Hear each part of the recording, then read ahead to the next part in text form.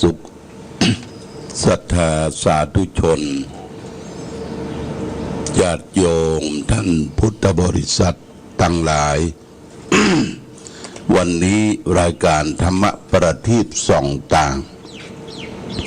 ก็ได้มาพบปะกับพ่อแม่พี่น้องศรัทธาสาธุชนญาติโยมแห่งครั้งหนึ่งวันนี้เป็นวันศุกร์ที่1 เดือนกรกฎาคมพุทธศักราช 2565 ซึ่งตรงกับเดือน10เหนือเดือน8ใต้ขึ้น3ค่ำวันนี้เป็นวันเดือน10ออก3ค่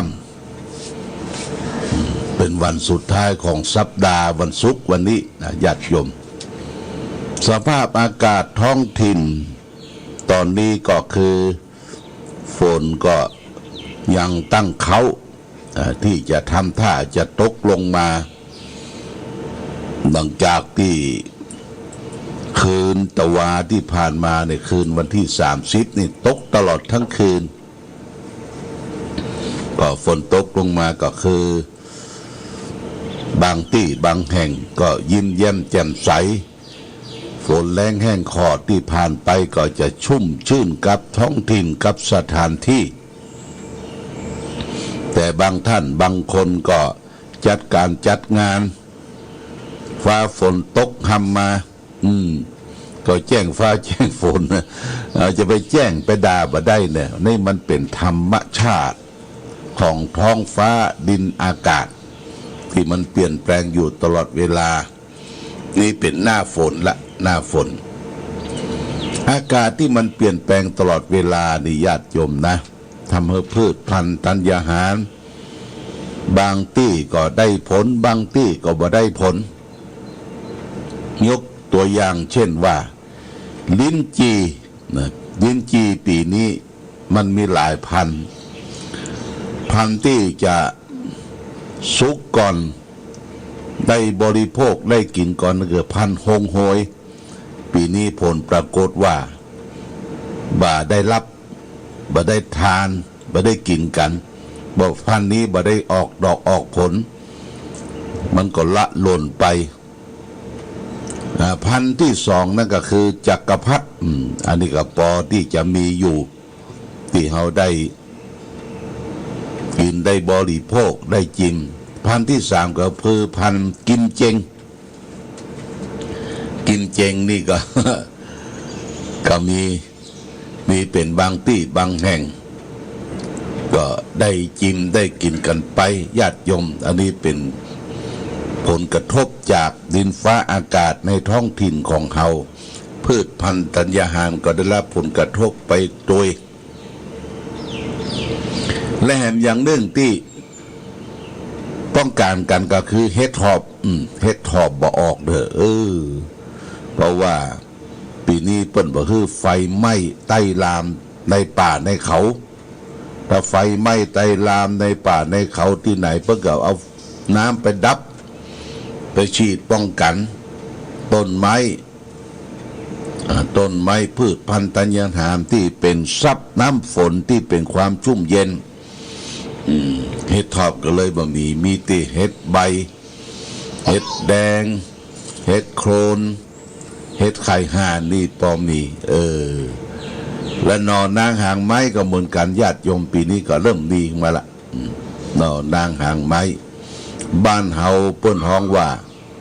เทพธิดาดอยกับน้องนางบ้านนา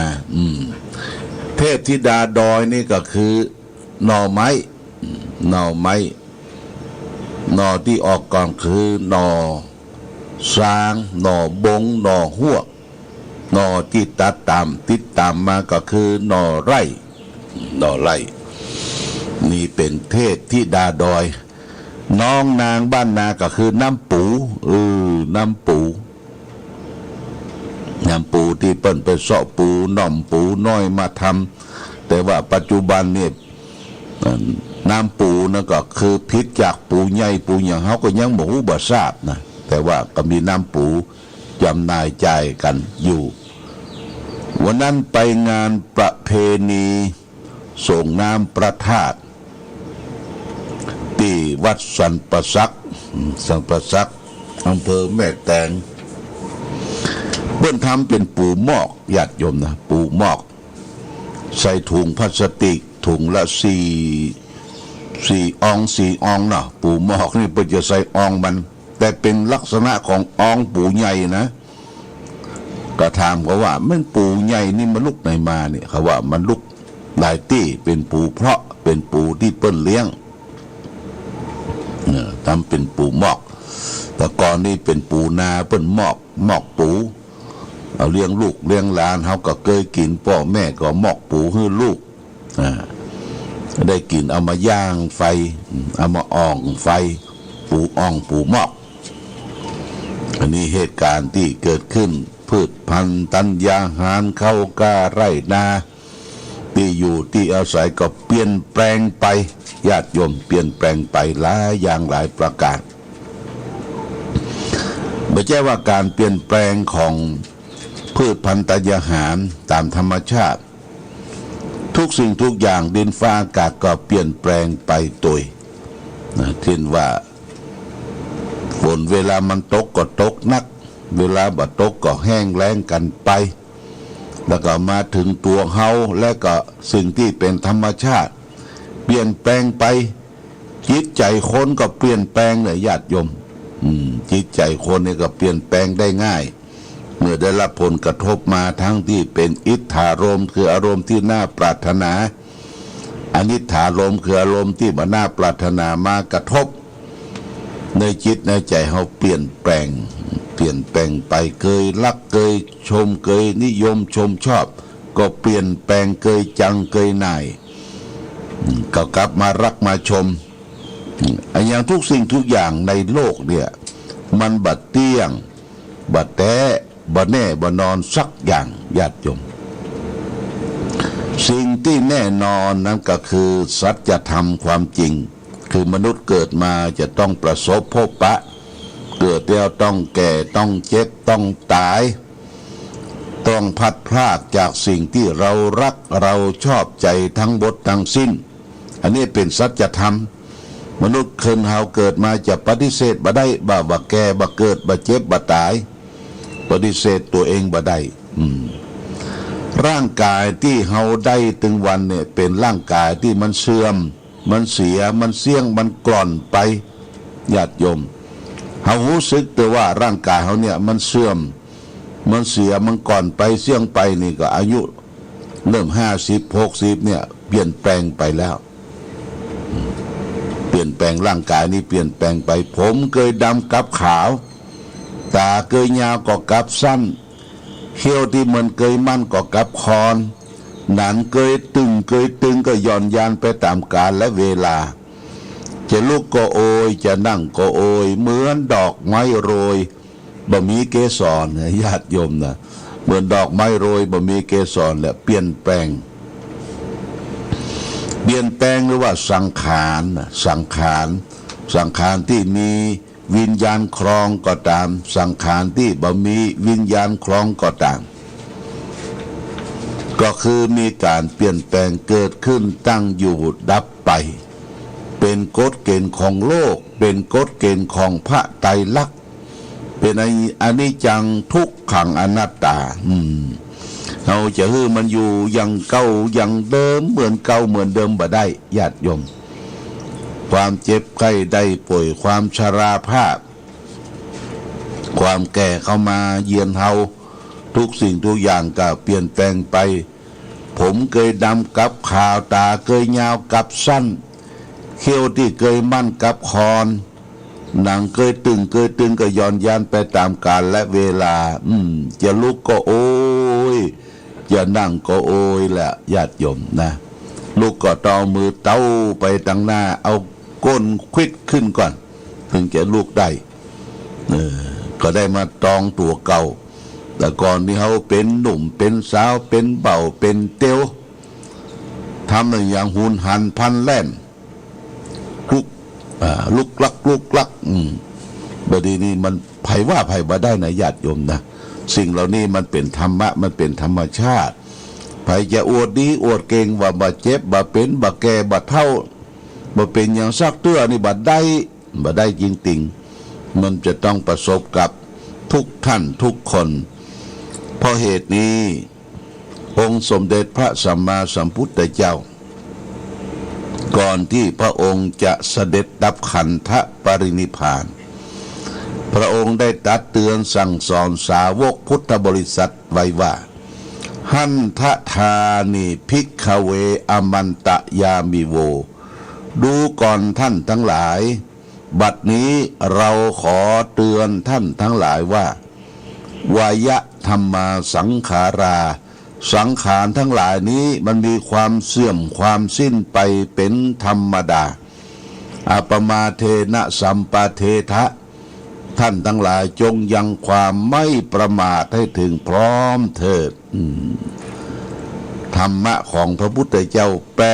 84,000 ข้อย่อเหลือน้อยเดียวคือความไม่ประมาทในการดำเนินชีวิตในการกินการอยู่การอาศัย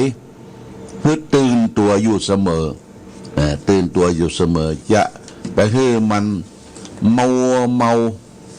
เรียกว่ามันมีวันสร้างมันมีวันสร้างวันนี้จะเอาธรรมะสารธรรมทางสุขใจมาฝากคือแก่ศรัทธาญาติโยมเรื่องหนึ่งคือเมาไม่มีวันสร้างมันเมาอย่างไรบอกมีวันสร้างนี่เขาก็ลองฟังนะนักปราชญ์ราชบัณฑิตท่านได้เขียนไว้เป็นการเตือนสติเตือนใจให้แก่เราและท่านทั้งหลายเบื้องก็บอกว่าความเมาหมายถึงอาการที่มีสติฟั่นเฟือนถ้าเมาอ่อนๆมีอาการมึนตึงเรียกว่ามึนเมาถ้าเมามากกว่านั้นจนถึงทำให้ลงคิดผิดลงพูดผิดลงทำผิดเรียกว่าเมามัวถ้าเมาสลืมสลือบรู้จักผิดชอบชั่วดีอย่างเลยเรียกว่าเมาหมายสารพัดความเมาเนี่ยดูเหมือนมันมีคุณประโยชน์กับคนเฮาอย่างเลยเช่นว่าเมาขึ้นเมารถเมาเรือทำให้หมดสนุกเมายศเมาอำนาจทำให้หลงคิดว่าตัวเป็นเลิศกว่าคนอื่นในโลกเมาเหล้าเมาสุราก็ทำให้เสียสติสัมปชัญญะอู้อย่างบ่มีไผเขาเชื่อฟังพออู้ไปแล้วพูดไปแล้วจึงเป็นที่น่ารำคาญถ้าเมารักก็ทำให้หลงรักงมงายบังคับงมงายไปกันความรักนั้นจนเกินพอดีเป็นต้นฉะนั้นความมัวเมาทุกอย่างจึงชื่อว่ามันมีความดีอย่างเลยมีในทางศาสนาบอกว่ามันเป็นกิเลสตัวสำคัญเมานิดหน่อยเรียกว่ามัทะถ้าเมามากเรียกว่าปมัทะล้วนแต่เป็นหนทางไปสู่ความตายทางนั้นแต่ถึงอย่างไรคนเฮาทุกคนก็ดูเหมือนจะมีความเมาอยู่ด้วยกันทุกคนผิดกันก็แต่ว่าเมามากเมาน้อยเท่าอันที่จะบ่เมาเสียเลยหันจะบ่มีความเมามายความเมากายภายนอกเพราะฤทธิ์สุราไม่ใช่ภาวะที่น่ากลัวอย่างนักเพราะมันเมาอยู่ชั่วเวลาแล้วก็สร้างไปส่วนความมัวเมาทางใจเนี่ยมันร้ายญาติโยมเป็นเรื่องใหญ่เพราะเมาใจอาจจะเมาอยู่อย่างนั้นตลอดชีวิตเป็นความเมาที่บ่มีวันส่างนอกจากเจ้าตัวจะเกิดสติสัพพัญญาขึ้นมาเองพิจารณาได้เองคนเมาใจนั้นไผ่ไปตักเตือนแนะนำรู้สึกขึ้นอย่าหวังเขาจะเชื่อง่ายๆเลยฉะนั้นก่อนที่ความมัวเมาจะเกิดขึ้นเราจึงควรบอกกล่าวกันว่าตักเตือนกันให้ป้องกันให้ไว้ดีกว่าแก้ ดีกว่าเมาแล้วมาคิดแก้ไขในภายหลังนี้ลำบากเมากัญชายาเหล้ายังเมาสารเมายศอย่างรู้คิดก็ปิดหายอันเมาไวคิดได้เมื่อแก่ตายย่อมเสียมคลายเพราะหมดชื่อรถเมาของเสพติดทุกชนิดย่อมเว้นได้ทั้งกายใจเว้นชั่วไม่มัวเขาอย่าประหลาดเหลือทนหน้าประหลาดเหลือทนหนอคนเราไม่เมาเหล้าก็เมารักหนักใจจริงนี่เป็นคำกลอนของสุนทรภู่ปราชญ์ของเมืองไทยเฮาสุนทรภู่เมากัญชายาเหล้ายังเมาสร้างเนี่ยญาติโยมนะพูดถึงกัญชาญาติโยมประเด็นนี้เป็นเรื่องใหญ่ที่ทางกระทรวงสาธารณสุขเอาขึ้นบนดินเอาว่าเป็นสมุนไพรชนิดหนึ่งต้องมาสกัดและคนว่ามันถูกกฎหมายว่ะโอ้เป็นว่าเอามาปั่นลำสูบกันเอามาใส่แกงใส่ยำใส่อย่างสะปะประเด็นนี้ประเทศที่เจริญเปิ้นว่าคนที่จะมาแอวเมืองไทยต้องระมัดระวังอย่างประเทศจีนประเทศญี่ปุ่นประเทศอินโดนีเซีย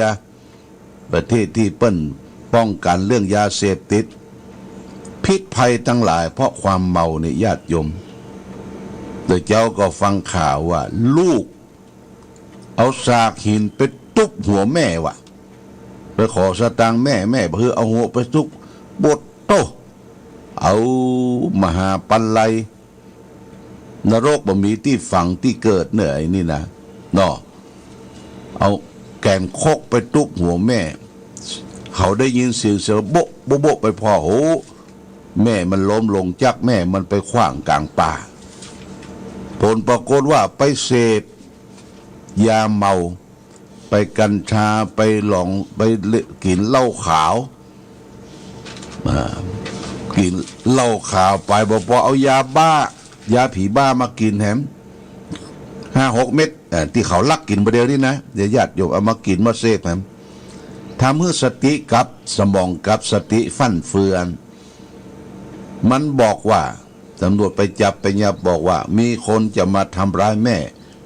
มาทำร้ายจริงๆมันโล่นไปแล้วอะที่จริงตัวมันเองญาติโยมนะ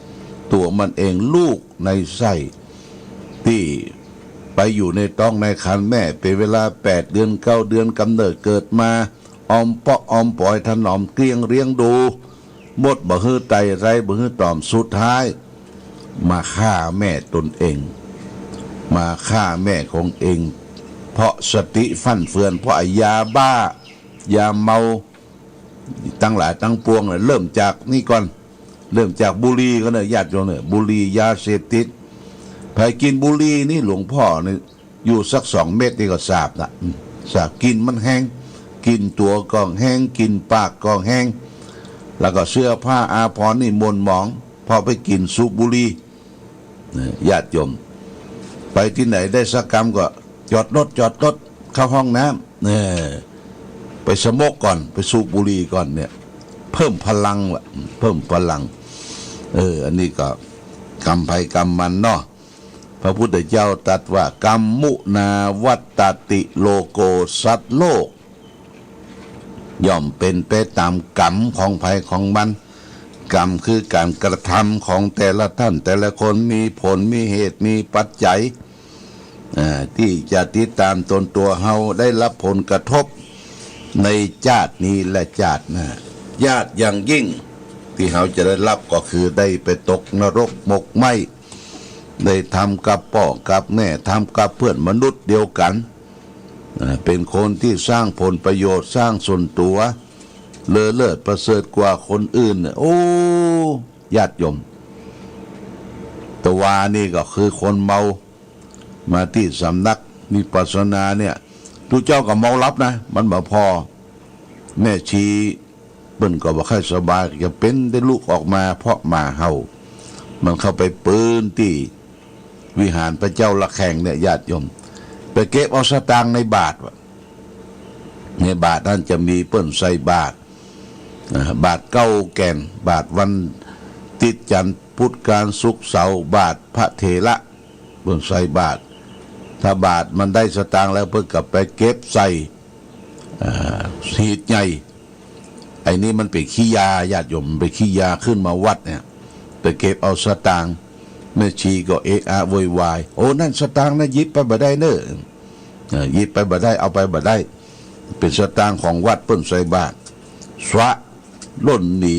เสื้อผ้ามาถึงบดีเป็นกระวุกระวุยเมงกินญาติโยมคนขี้เมาขี้ยาเนี่ยเมงกิน